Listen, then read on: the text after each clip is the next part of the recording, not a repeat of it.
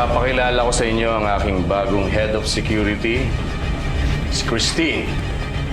So from now on, sa kanya na kayo magre-report ng diretso. Malaki pa ba yung bahay Pag-asa? Wala natin maglakad na. Mauna na kayo doon. Babalik ako ng Rosario. Hindi ka namin hahayaan na bumalik mo. Hindi ako nagpapaalam sa inyo. Babalik ako ng Rosario at papakita ko sa mga demonyong yon kung sino si Satanas. Gaano ka nakakasigurado na mawagkakatiwalaan niya si Miguel?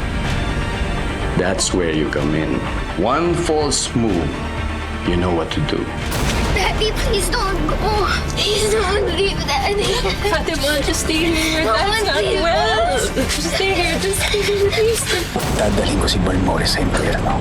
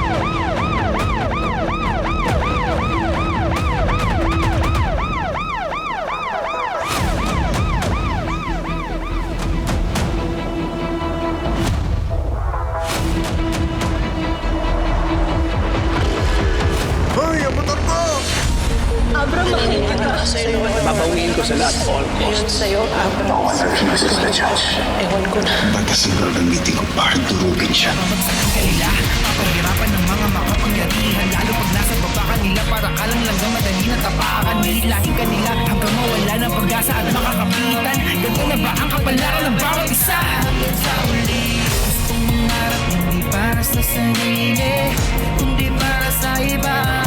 Kahit mahirapan na doon sa lipunan, puro sabihin, pinipilit ko pa rin abutin. Alam ko na madaming pagsubok ang dadaan, kahit nakamatayan man sa atin nakapay. Kaya di ka mamamayaan, ipaglalaban, hahawakan ang kamay. Ako'y maninindigan para sa lahat, kahit tayo po ng hustisya ay maging. Ako'y susuko, kahit na malamang pa. Ako'y susuko, papaluhin hanggang mapili, ipaglalaban kita hanggang sa muli.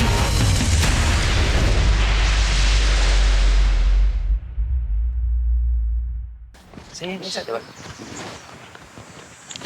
Jane! Jane! Saan ka pupunta? Susundan ko si Norman. Hindi klaro sa'yo? Hindi mo naisip na suicide yung gagawin mo? Kaya mo? Buong puwersa ni Balmores? Kaya ba niya? Hindi ko kayang tanggapin na kapag may nangyaring masama kay Norman, dahil mag-isa siya. Hindi mo rin naiintindihan no? Na kailangan niyang harapin yun mag-isa?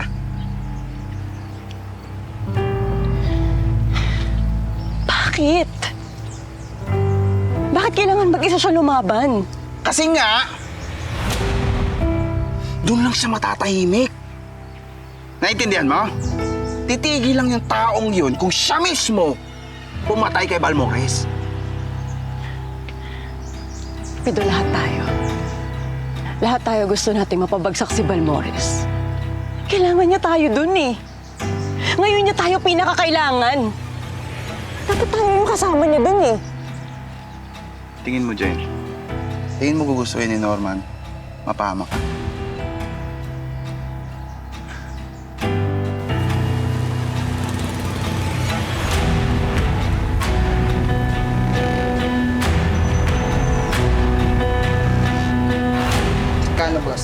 200 lang. Sorry ka na naman, pasensya na. Nangailangan yung kapatid ko ng pampagamot kaya pinayaan ko sa kanya. Alam mo bang last money ko na yun? Hindi ka kasi nag-iisip! Nakata mo! Sorry, pasensya na. Tumitin mo kasi utang mo! Hindi ka kasi nag-iisip! Pasensya ka na. Sorry, pasensya na. Tumitin mo kasi utang mo! Mas gugustuhin ko naman mapahamak na lumalaban kasama siya. Dahil Alam ko naman eh, dahil mahal mo pa rin siya. Umalis si Norman dahil gusto niya tayong mabuhay. Mabuhay ka! Tingin mo hindi niya alam na posibleng hindi na siya makabalik?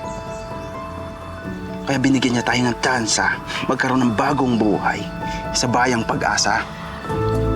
Lalo na kayo ni Fatima. Alam mo bakit? Sa buong grupong to, kayong dalawa pinaka-importante sa kanya.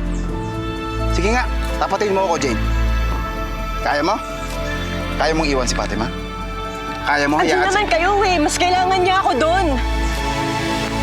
Jane, kailangan ka rin namin. Papaalala ko sa'yo, pinagkatiwala ni Norman ang anak niya sa'yo. Ngayong wala si Norman, ikaw yung inaasahan namin mamuno sa amin eh. Huwag mo naman kaming iiwan.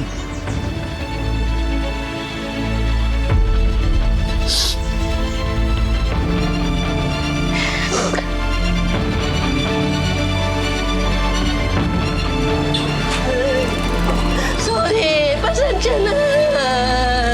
Hoy! Ano tigil mo dyan? Babe! Gusto mo ba sumali sa gulo namin? Kaya tama na yan! Babe! Babe! Babe, tama na yan! Tama na yan, babe! Tama na yan! Dito! Babe! Babe, tama na yan! Lalo mo kapagilaki! Kuya! Kuya! Tama na po yan! Kuya, tama! Kuya, tama! Tama na po! Tama na po! Gusto mo ba? Maawa ka sa kanya! Kuya, asawa ko siya! Kuya, tama na! Tama na po! Swerte ka na may asawa ka pang inuwian! Tumayo ka na! Tawag mo ko! Wala ka pala eh!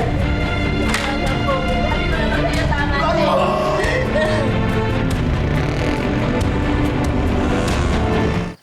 Albert. May kailangan ba kaming malaman tungkol sa Bayang Pag-asa? Mga kailangan ingatan o kaya mga kailangan pagandaan? Wala naman. Mababait yung mga tao doon. Pero pawarningan ko lang kayo Iba ang pamumuhay sa Bayang Pag-asa. Baka lang magulat kayo. Paano iba? Simple lang kasi ang pamumuhay doon. Payapa, tahimik, at kung gusto natin ng lugar na malayo sa gulo, yun ang perfect na lugar para sa ating lahat. Sigurado ka ba na hindi tayo matutunto ng mga kalaban doon? Alam mo, Jane, sa ngayon yung lugar namin ang pinakaligtas na lugar na mapupunta natin. Sa gitna ng kawalan yun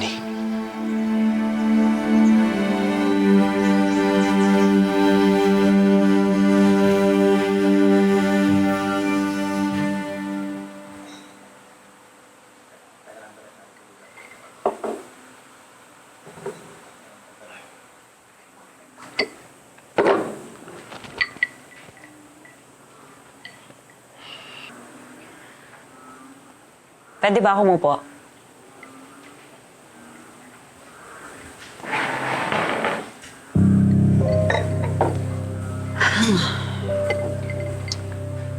Namiss mo to, ano?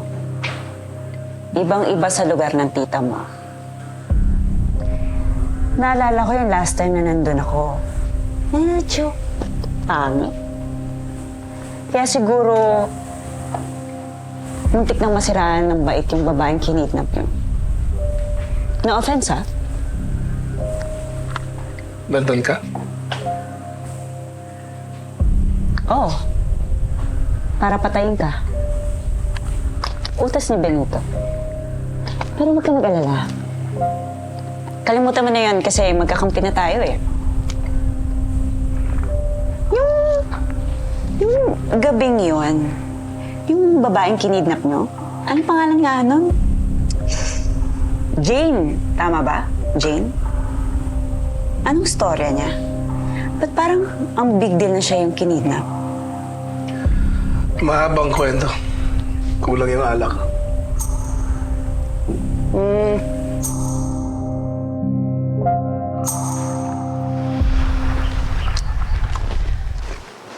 Fatima, we have to go na. No. I won't leave my Tita Rachel. Hindi ko po siya iiwan.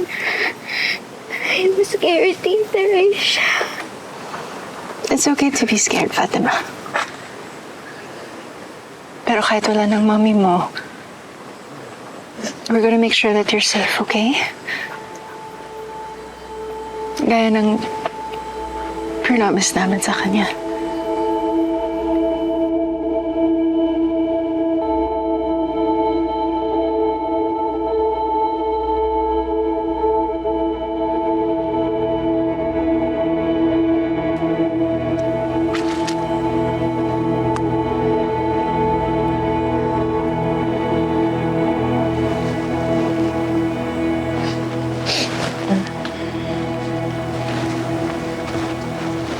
Fatima?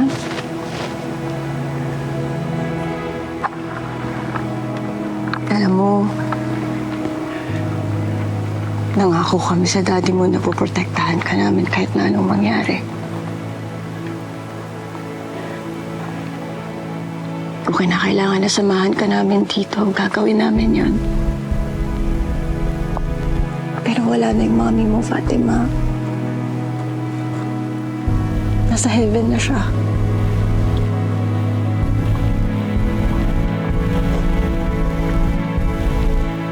At sigurado ako na ayaw kanyang maghintay dito. Kasi alam niya na magkikita pa kayo ng daddy mo sa Bayang Pag-asa.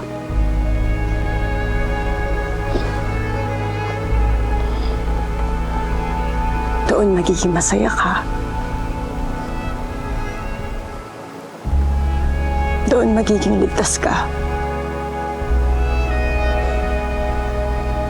Pangako ko yan sa'yo.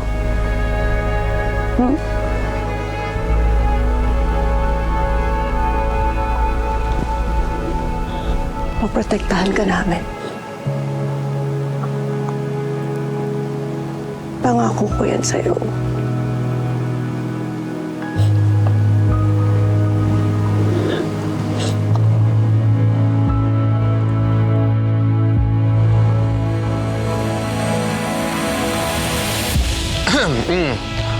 Paano? Okay na ba kayo? Pare ko, ikunin mo na yung mga gamit. Tara, dito yung daan. Tara na.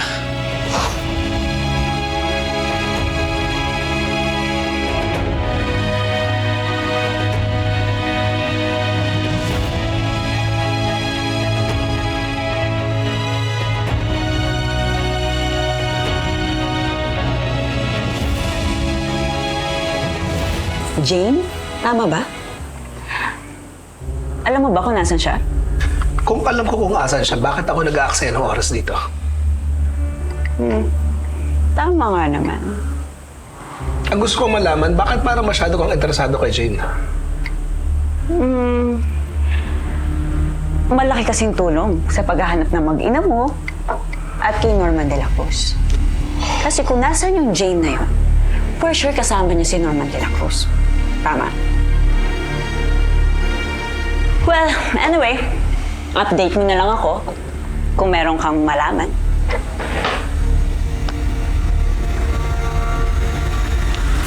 Para naman masyado bang sineseryoso itong titulong nakuha mo kay Balmores. Alam naman natin pareho na nakuha mo lang yun hindi dahil sa galing mo sa gera, kundi sa galing mo sa kama.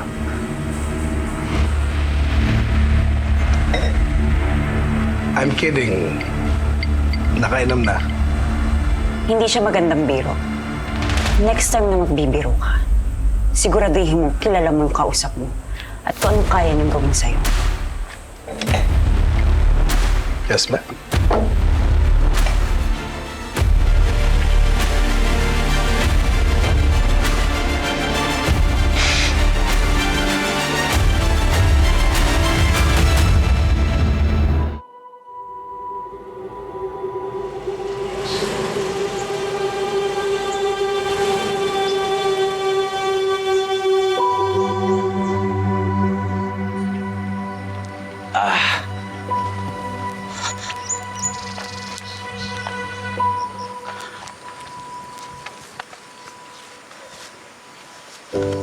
Oh.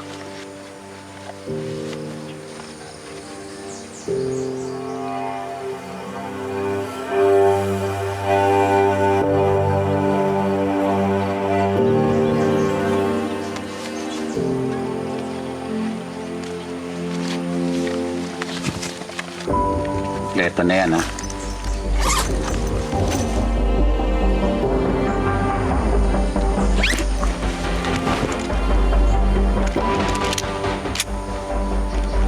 Maraming salamat, Eladio.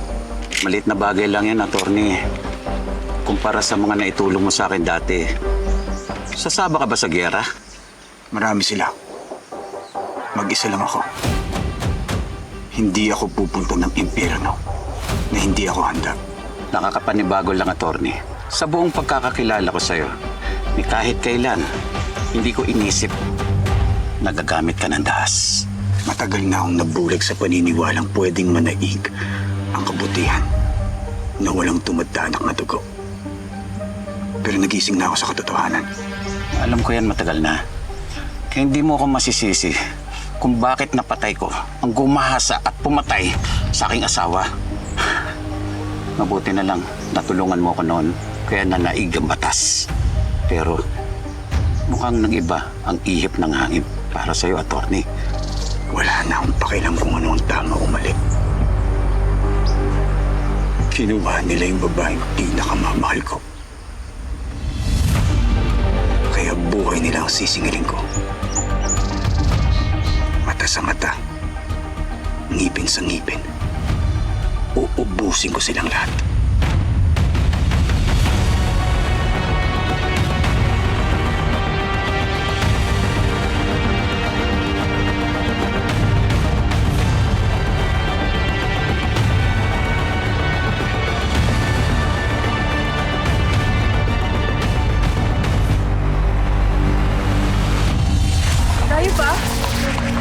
Malapit na. Dito.